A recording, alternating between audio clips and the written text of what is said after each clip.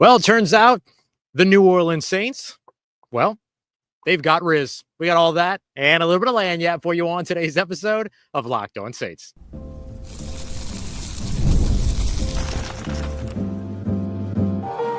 You are Locked On Saints, your daily New Orleans Saints podcast. Part of the Locked On Podcast Network, your team every day. What is good, Who Dat Nation and Who Dat family? I am your host, your friend Ross Jackson, New Orleans native, your New Orleans Saints expert and credentialed member of the media covering those New Orleans Saints as the Saints beat writer over at LouisianaSports.net and Saints analyst with WWL TV. And on today's episode of Locked On Saints, New Orleans Saints get a much-needed win, snapping their 7-game losing streak, all under the leadership of interim head coach Darren Rizzi. On today's show, we're going to dive into why New Orleans should enjoy this one. We're going to also take a look at the list of many firsts for this New Orleans Saints team, both in the recent past as well as, of course, this season. Take a look at the performances that deserve shout-outs, all of that as well. We're going to lead everything off, though, with interim head coach Darren Rizzi and why he brought the leadership the New Orleans Saints desperately needed, how he did it, how he got his message across, what that message was. We're going to dive into all of that here as we break down the beginning portion of this New Orleans Saints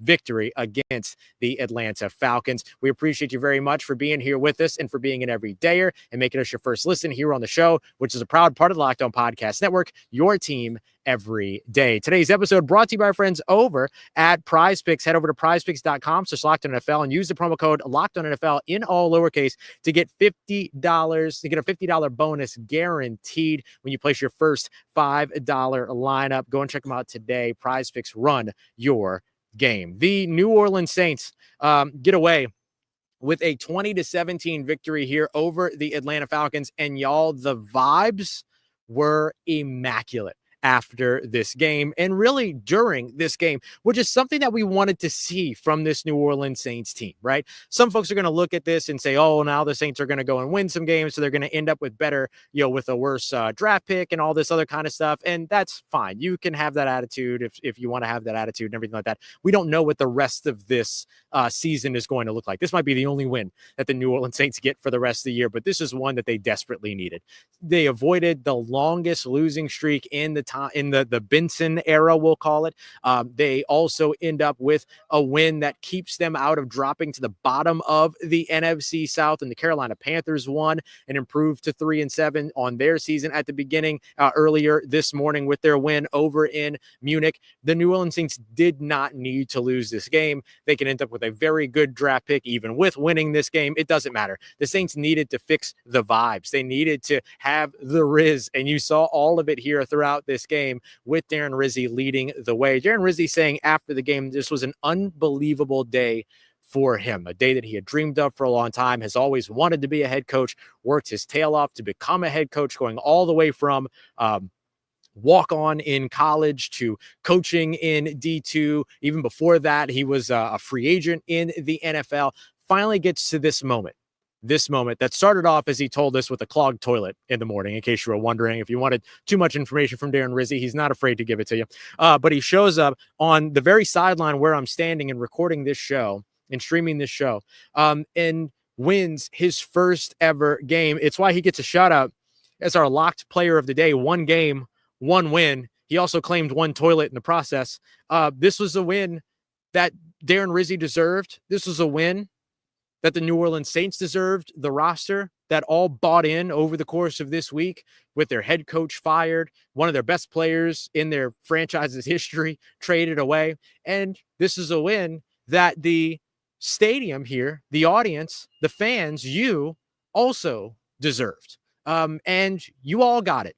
And the New Orleans Saints got it. And Darren Rizzi got it, all that. Like I said, it might be the only win that they get for the rest of the season on the interim head coach bump and all that kind of stuff. But I'll tell you what, I watched a team and spoke to a team after the game that believed in itself in a way that I haven't seen since after the week 2 victory up against the Dallas Cowboys. They got it done, and they got it done in imperfect circumstances, something we've not seen this team be able to do over the course of the last 3 years. We're going to go into the list of firsts and things like that the Saints have that the Saints kind of did in this game. But one of the big things is their ability to manage adversity. This game was not perfect. This game was far from perfect. There's a lot of things that could have gone better, could have gone differently. Alontae Taylor, 3 pass interference penalties or 3 defensive penalties in this game. The Saints offense found some success through the passing game, but really cooled off in the second half, in particular when it came to the run game. The defense still struggled against the run. There's so much to fix still about this team. This wasn't a perfect win,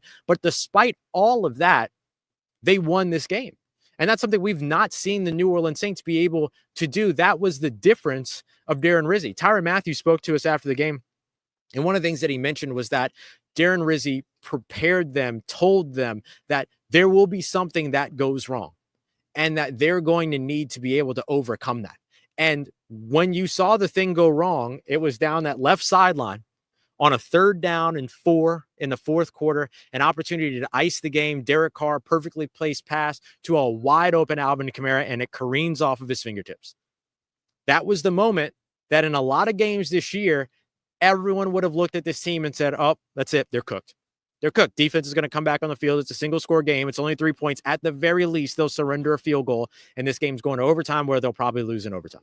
That was the expectation, 100%. You can't tell me otherwise. That was the expectation for this team. And instead, the defense comes out, a big sack by Chase Young that turns into, an 18-yard loss because of the ball rolled out and eventually ended up being recovered in the back by a player that wasn't the fumbling player. Therefore, it was down at that spot. Then you get a pretty good gain, and then you get to a 4th down play where it's covered very well. They've only got to pick up 4 yards, and Ugo Amadi gets the tackle for a loss, keeps Ray McLeod in bounds, and boom, that ices the game. That's the first time this season that the Saints defense took the field with a lead and walked off with a win. Walked off with a win in the last 2 minutes of the game. That's leadership.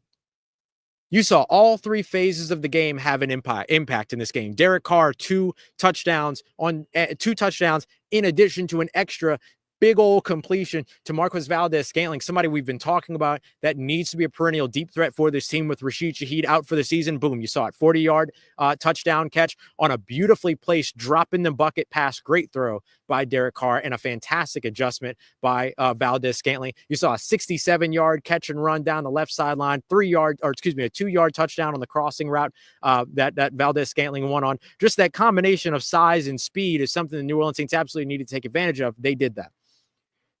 Field goal. You get the field goal block from John Ridgeway. Well worth the 6th-round pick right there. 3 missed field goals in total by Young Wei Koo, the voodoo, working here in the Superdome. And then you get the interception by Tyrann Mathieu, which Darren Rizzi called the biggest play of the game, the sack by Chase Young, and the stopover on the far sideline kept the clock running inbounds to seal and ice that game for the victory. We've not seen the New Orleans Saints navigate adversity and come out on the other side like this in a game in what feels like years for this team. Finally, they win a game that doesn't go perfect. We're going to dive into some of the firsts up next for this team that they absolutely needed and got in order to get this win. But I want to leave you with this real quick when it comes to Darren Rizzi and the leadership that this team needed and why the New Orleans Saints fans deserve to enjoy this victory. One of the things that Darren Rizzi said at the end of the game in his post-game press conference, which he was clearly emotional after his big win, was that he wants to make the Superdome or get the Superdome back to where it once was and get the Superdome rocking, win for the fans, give this city a winning team. This was a pretty good start. This was a very good start for Darren Rizzi and the New Orleans Saints. We'll see where things go from here. Obviously, don't want to buy in too much to what you see after just one game, but man, this was a game that they needed to show something. They absolutely showed it. Coming up next, let's dive into some of the firsts for this New Orleans Saints team that they finally got, starting off with, a big-time win in closing a game out late. Let's get to that next as we continue on with today's episode of Locked On Saints, part of Locked On Podcast Network, your team every day. Today's episode of Locked On Saints brought to you by friends over at 5 Hour Energy. 5 Hour Energy knows that being a fan is not just a hobby, it's a way of life. And that is why they've created the Stand the Fan 5 Hour Energy Shot with their new flavor, Fan Fuel. It's an energy shot that's made just for super fans like you, so that whether you're celebrating the touchdowns for Marquez Valdes-Scantling, or maybe you're celebrating the interceptions by Tyrann Mathieu, a record-breaking performance by Alvin Kamara. You know you need a lot of energy. And so you've got 5 Hour Energy's fan fuel to help you get that. That was cute. You know that what gave this New Orleans Saints team a little bit of fan fuel and energy definitely comes down to Darren Rizzi. The change at head coach, the spark, the tone set, all of that absolutely sparked a victory for the New Orleans Saints. And 5 Hour Energy knows that no matter who you root for, being a fan requires heart, soul, and, well, a whole lot of energy. So whether you're prepping for your big tailgate or otherwise, you can go and check out 5 Hour Energy to help you get through the day. That's why the limited edition Stand the Fan 5 Hour Energy Shot is here to help you keep fuel throughout the season. What's your fan fuel this week? Whatever it is, 5 Hour Energy is here to help you get through. Available at 5hourenergy.com. Sold nationwide. Shipped nationwide. Today's episode of Locked On Saints also brought to you by friends over at Prize Picks, the easiest and most fun way to play daily fantasy sports, and definitely my favorite way to play. I don't like the whole mystery lineup situation. I don't know who I'm playing against, who the other folks have, all that kind of stuff. And I'm supposed to be going head to head against these people for a little sliver of a big pot of money. No. Give me my football knowledge, my knowledge of the game, the players, the teams. Give me that versus the house. That's what I love about Prize Picks. You pick 2 to 6 players. You choose whether or not they're going to come in at more or less than their Prize Picks projection. For instance, if you chose Jamar Chase more than 79.5 receiving yards on Thursday Night Football, you definitely won with Prize Picks. It's that easy. You went up to 4, you get up to 100 times your entry back. It doesn't get any easier and better than Prize Picks. Download the Prize Picks app and use the promo code LOCKEDONNFL. That way you'll get $50 instantly when you play your first $5 lineup. That's promo code LOCKEDONNFL to get $50 instantly when you play your first $5 lineup. Prize Picks, run your game. All right, family, the New Orleans Saints get the big win that they needed to snap that 7-game losing streak and avoid the longest losing streak in the Benson era, and they did it on the backs of firsts for this team. So I want to start off with one big first, actually, that starts with one guy, Alvin Kamara. Yeah, he had the drop at the end of the game. He was hysterical after the game, kind of talked a little bit about it, said it was the lamest thing he's ever done in a football game. I'd love Alvin Kamara's attitude always. But we give him a pass for that one. And you get the franchise rushing yards leader out of Alvin Kamara, a record that he absolutely deserves to have. He holds that record now as the rushing yards leader. He also becomes the running back. You add on top of that complete yards, total yards, rushing touchdowns, rushing attempts, all that. The guy's done so much in the 8 seasons since he's been in New Orleans. So that was a big first. It was great to see him kind of showered with love and praise from the home fans that were here and everything. It was a cool moment. Really, really great stuff for him. So something you love to see when it comes to Alvin Kamara for sure. So I want to acknowledge that as one of the big firsts too, because that was a big emotional moment for everybody that happened early on in the game. Came into the game only 12 yards away and ends up, capturing that record on just a pair of carries. So that was something that really energized the rest of the team. Remember, Alvin Kamara was also appointed team captain earlier this week, actually just yesterday, for the remainder of the season.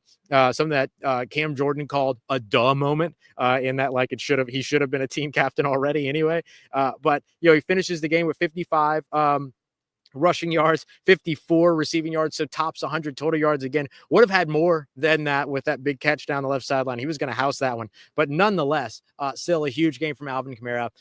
Big game from him. Big game from Marquez Valdes-Scantling as well. 109 receiving yards on 3 catches, all in the first half though. So you really wanted to see this team be able to kind of keep its momentum going in the second half. I'm sure that that's something that they'll work on before they come back to this stadium to take on Jameis Winston and the Cleveland Browns in what a potential revenge game just next week. So there's that. But then the next thing that I want to highlight are a couple of the other big firsts for this team.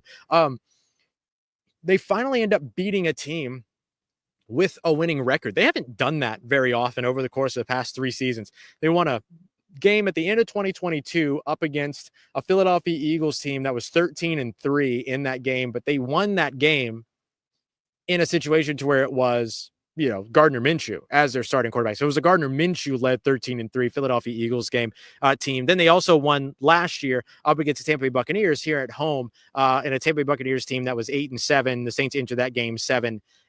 So this is really the first time that they've beaten a team that had a true winning record. I mean, the Falcons marched into here 6-2 on the season or whatever, 6-3, 7-2, whatever it was on the season. Well, it doesn't matter now because the Saints ended up getting that victory. They were 6-3 coming into this game. And so a considerably better than average team in the Atlanta Falcons, who were number one in the division. The New Orleans Saints won this game. And that's the first time we've really seen this team do that. You could effectively, with Dennis Allen at the helm, count this team out if a team was coming in with a better record than them, especially at home, a place where the Saints have not had sort of the dome field advantage feel for quite some time. That was something that this team used to be revered for in the past. So getting a big win at home for the first time since week 1 up against the Carolina Panthers, for the first time against a team with a winning record since that Tampa Bay Buccaneers team at the end of last season. Absolutely huge for this team. They also beat a team that, for all intents and purposes, was better than them. That came into the stadium as the better team. Everyone, no exceptions, looked at the Atlanta Falcons as a better team. They had their starting quarterback. They had their top wide receivers. They have their top defense. The New Orleans Saints had neither of their top 2 corners, neither of the top 2 wide receivers, a quarterback that's still coming back off of an oblique injury, no Jamal Williams, several pieces missing on the offensive line, Lucas Patrick out, still no Eric McCoy, who might make his return next week. And what did the Saints do? They come out here and they win. That's why you can always say it doesn't matter the injuries. Like, it matters the injuries. Don't get me wrong. But you still got to come out here and compete. The New Orleans Saints did a fantastic job of that. They came out here and they competed their tail off, and they ended up winning this game. And this was a game, again, that they absolutely needed to win. Let me give you another first. This is the first time this season that the Saints closed out a game with a lead in the fourth quarter. We broke that down a little while ago, but I want to tell you a little bit about Demario Davis and what it is that he told this team going into this week. Defensive coordinator Joe Woods showed the defense that 8 of their 9 games that they've been in so far this season, going into this game, that they went into the fourth quarter either with a lead or within 1 score. You think back to Atlanta, winning with a lead. You think back to Philly, had a lead in the fourth quarter. Think back to at Kansas City, within 1 score going into the fourth quarter.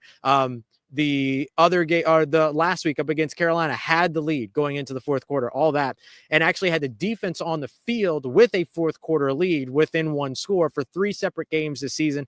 This became the 4th, but the first time that they actually end up solidifying the win, cementing the win with the defense on the field, and walking away with a W in those situations. The other 2 wins that the New Orleans Saints have had were 40-plus score blowouts, right, to where they scored 40 or more and blew out the opposing team in the Carolina Panthers and the Dallas Cowboys. If we look back to last season, I'm sure you'd find a lot of games, too, to where they were either within a score or had a lead in the fourth quarter and weren't able to close it out. This defense in those situations used to be a reliable clutch defense. This was their first reliable clutch performance in recent memory. And that's huge for this New Orleans Saints team, that they were able to get a win that way, and with Darren Rizzi leading the way. Demario Davis, though, because I got all sidetracked. Sorry. So Joe Woods showed them 8 out of their last 9 games that they had the lead or were within 1 score in the fourth quarter, going into the fourth quarter. And Demario Davis challenged the rest of the defense. And he said, if we have a fourth quarter lead, it needs to be ball game, right? Like, if they go into the fourth quarter with a lead, that game needs to be over. And that's exactly what he got. That's exactly what he and the rest of this defense were able to do. And you look at it, and it really was the defense that sealed this victory, right? The offense almost did it. I want to give the offense the credit that they deserve, because they were almost there. The big pass down the left sideline to Alvin Kamara, it was right there for him, but careened off the fingertips. And I think a lot of people at that point gave off this sort of sigh of like, oh gosh, here we go again, right? And instead, the defense was able to close it out. So kudos to the defense, and kudos to the leadership of Demario Davis challenging the rest of the defense to help them get there. Finally, the last thing that I want to mention too is that this is just simply a team that finally got its first win in what feels like years when they face adversity. Things did not go perfectly for this team, right? Let's look at the run numbers for them. 181 rushing yards surrendered, 5.7 yards per carry. Now, at the end of the first quarter, the Falcons were averaging just 3.5 yards per carry. So it shows you how things kind of got away from the Saints a little bit in that second quarter. You saw completions. You saw this big, long completion down the right sideline, down the Falcons sideline of 33 yards to Darnell Mooney. Alontae Taylor in good position, but just a better throw and a better catch by Kirk Cousins to Darnell Mooney. The Saints defense, which has been weak up the middle against the run all season, forced 4 different rushes at the goal line, almost came up with the goal line stand. They didn't, but they forced that situation. At an earlier point this season, you might say that team goes in there and gives up that rushing touchdown on first down right away and everything. And so we just saw this team really manage adversity much better than they have so far. There were 2 receivers in this game, Drake London and Darnell Mooney for the Falcons, that had over 90 receiving yards. Saints still walk out with a win. Tyrann Mathieu coming up with what Darren Rizzi called the biggest play of the game with that interception in I think it was the penultimate drive for the Atlanta Falcons. And good thing he came up with that, because if the Falcons take that lead, then all of a sudden we're probably talking about a very different game in this one. So offense not able to close it out, although the play call was great. The play was there, all that, but not able to close it out. Defense comes out on the field, closes it out. They managed adversity. First win of the season. Now, there haven't been many. It's only 3 wins so far this season. But the first win of the season that the Saints were able to gather when things just didn't go perfectly. And that's really, really good to see. All right, coming up next, I'm going to tell you why New Orleans, not the Saints, but you, New Orleans is all of us, deserve to enjoy this victory. We got that coming up for you next as we continue on and wrap up today's episode of Locked On Saints, part of Locked On Podcast Network, your team every day. Today's episode brought to you by our friends over at Omaha Steaks, and I promise you there is nothing more comforting than the unrivaled quality and taste of Omaha Steaks, and they're a fantastic gift over the course of the holiday season as well. So whether you're trying to stack up the fridge for holiday dinners or you're buying for somebody that might be a little hard to buy presents for, Omaha Steaks is the way to go. And right now, with all the hustle and bustle, you can save 50% off of gourmet gifts site-wide at omahasteaks.com. Plus, get a $30 reward when you shop early, and then an extra $30 off by using promo code NFL. I promise you, you'll be a hit all holiday season if you go and check this out and send some Omaha Steaks to family members, folks you don't know so well, all that, but you want to make an impression. This is the way to go. So head over to omahasteaks.com, and right now, our listeners, you're going to get 50% off site-wide. You're also going to get an extra $30 off with promo code NFL. And for those of you shopping early, you'll get an additional $30 reward card on top of that. That's omahasteaks.com for an extra $30 off with promo code NFL. Minimum purchase may apply. Today's episode of Locked On Saints also brought to you by friends over at FanDuel, America's #1 sportsbook, where you can tackle all the NFL action. Right now, there's a lot of opportunities to get in on live betting. The New Orleans Saints were 3.5-point underdogs in this game. They beat the spread as an underdog, I think, for the first time this season outside of maybe Dallas, right? So since that big game, the New Orleans Saints finally getting a big win here. So if you took the Saints plus 3.5, you're feeling really good over at FanDuel, and you'll feel even better right now as a new customer, because you'll put $5 down, you get $150 back in bonus bets if you win. You can check out live betting, you can check out latest play-by-play, you can get into the latest stats, all in the same place where you place your bets as well. That's FanDuel.com to join today, and new customers will get started with $150 in bonus bets if you win your first $5 bet. Once again, that's FanDuel.com. Never waste a hunch and make every moment more with an official sportsbook partner of the NFL. Let's get it. Who Dat Nation, you should enjoy this victory. New Orleans should enjoy this victory as well. Let me tell you why. I think a lot of people are going to be talking about how, well, the Saints, like, they get this extra motivation, and now they're playing themselves out of a good draft pick and all this other stuff. None of that needs to matter. None of that needs to matter. There's a lot of weeks to go. This might be the one and only victory that you get with the situation that they have. So do enjoy this one. And look, if they end up going on a run and winning some games here, all the better. You might as well prove something to your future head coach in this situation. Plus, the draft this year is So when it comes down to what you have the ability to do with a game like this, I think that there's a lot of reasons why you should enjoy it. Let me give you some of the positives that don't just reflect the 20-17 scoreboard. All right. First of all, we talked about how this was a win in all three phases.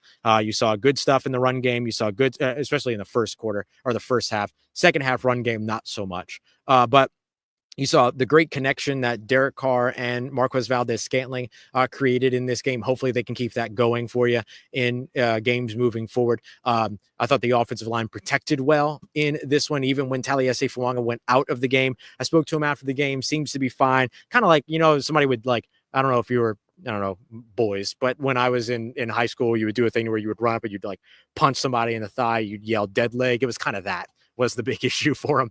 So he should be fine. We saw Darren Rizzi also have a situation like that after the game. I think it was Peyton Turner pats him on the back, and then his arm goes numb and he almost fell over and all these other things. It was going around here in New Orleans. So everything's fine there. Should be okay moving forward. We'll see, obviously. There were a few injuries for this team. Definitely watching one for Pete Werner and stuff like that. But let me get back to why you should enjoy this win. First of all, Merry Christmas, right? Enjoy your gift. Enjoy your gift, right? Be grateful. You get a win. So that's great. Merry Christmas. Riz Claus brings in a W for the team. Saw a little bit more motion, saw a little bit more play action in this game. It's what happens when things kind of open up. You're not playing from behind. You're not, your run game's still available to you and all those other things. Saints defense allows less than 20 points in this game. Good to see as well. I think I also enjoyed the aggression of this team. Darren Rizzi said that when they came into this game, he told everybody, Clint Kubiak, his offensive coordinator, Joe Woods, his defensive coordinator, that they were going to be aggressive in this game. And you saw that from their first drive. They win the coin toss, they defer. After getting the stop over on defense and getting the ball back, the Saints, first of all, had this enormous 90-plus yard catch and run for a touchdown by Taysom Hill that gets called back on a holding penalty by Foster Moreau. I need to ask Foster what he felt about that holding penalty. He did get the jersey a little bit, but do I think that it actually made an impact on the play? I'm not sure. I thought the catch and run for Taysom was pretty big there. Then they churn together this big drive right after that, right? They get in across the 50, get near or in the red zone, and then they have this 4th and 1. And they chose to go for it. And I thought it was the right choice. I even liked the play call. I think people are calling the play call predictable because it was a Taysom Hill run in a short yardage situation. But we all know that had they not put Taysom Hill in, had they run to the outside with Alvin Kamara, or had they thrown the football on a 4th and 1, everyone would have gone, why didn't they use Taysom Hill at the 4th and 1? He's a short yardage guy. That's what he's there for. So it was the right call. But I loved seeing it nonetheless. I don't fault any of that aggression. I don't fault the effort of this team from an aggressive standpoint, even on the defensive side. That taking 4 downs to get into the end zone on the 1-yard line for the Atlanta Falcons, that's good effort from the defense. The defense has been questioned when it comes to effort. So I thought that was really good to see as well. Darren Rizzi told us after the game that they had already decided that going into that first drive, that if they were across the 50 and had a 4th and 3 or better, that they were going for it. So you saw them get the 4th and 1. You saw them go for it, even though they didn't get it. Still showed a lot of trust in the team. I spoke to some players after the game in the locker room about what that meant to them. Did that make a difference? And they all talked about how much it set the tone of trust from Darren Rizzi to the team. Because remember, they all know Riz because of his work as a special teams coach. He knows everybody's strengths. He knows everybody's weaknesses. He knows all of that stuff, and every player knows him back, but they didn't know what he was going to be like as a head coach, as a decision maker with a bigger voice.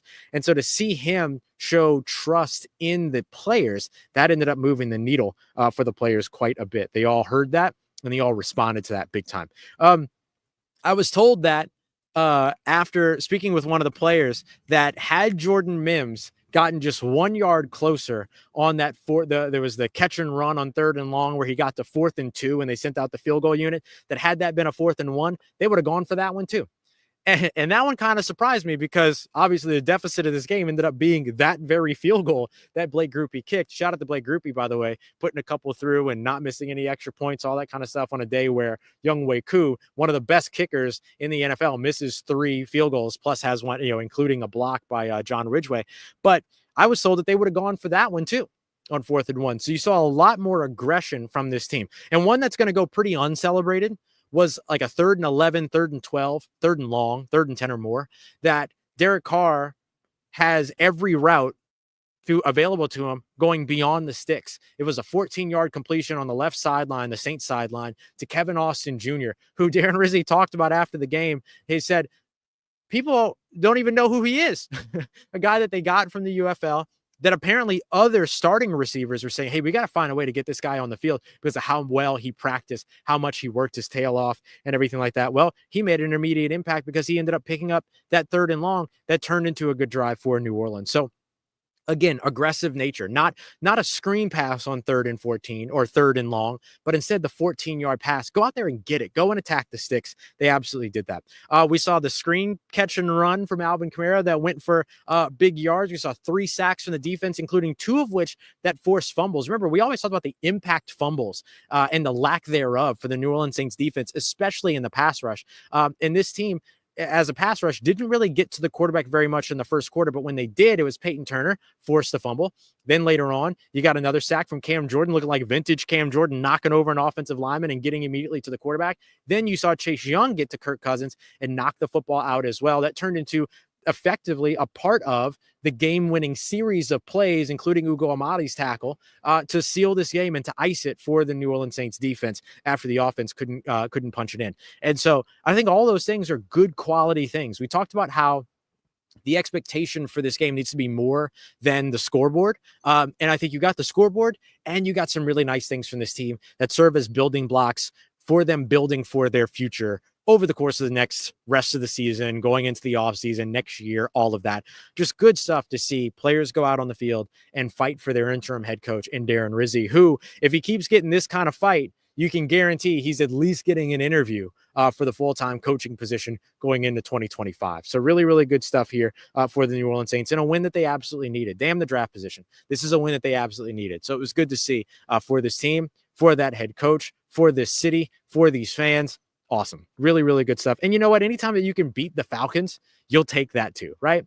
You'll take at least one more win this season if it means knocking the Falcons off and getting one of those rare interim head coach wins. Coming up in tomorrow's episode, we'll dive into the analytics, more of the kind of deeper dive into the game. We'll dive into all that. I'll look over some of the film and stuff like that too.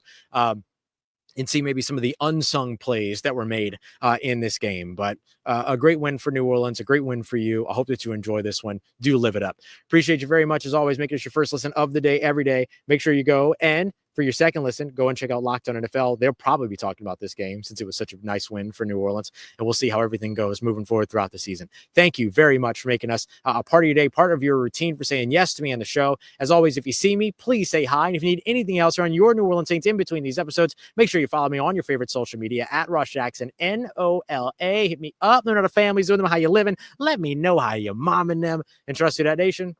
I'll holla at you.